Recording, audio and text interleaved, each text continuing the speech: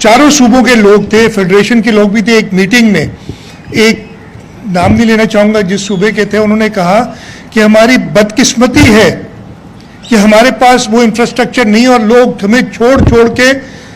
सिंध की तरफ और कराची जा रहे हैं। तो कराची में वो इंफ्रास्ट्रक्चर भी है, यस देयर आर प्रॉब्लम्स, बहुत ज़्यादा प्रॉब्लम्स है, लेकिन पूरी पाकिस्तान से लोग छोड़ के कराची आते हैं, यहाँ पे अपॉर्चुनिटी ज़्यादा है। हम सब ने मिलकर उस अपॉर्चुनिटी को और ज़्यादा करना है, और ताकि लोग इधर आके पूरे पाकिस्तान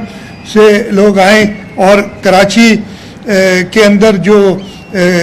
कंट्रीब्यूट करता है पाकिस्तान के लिए, और इसमें हमारा ज़रूर फ़र्ज़ है कोई इंफ्रास्ट्रक्चर को बेहतर करें, और इंशाल्लाह हम करेंगे। चेयरमैन साहब ने बात करनी, इसलिए मैं बताती हूँ एक चीज़ ज़रूर जो शाहिद अब्दुल्ला साहब, and I really want to thank the donors,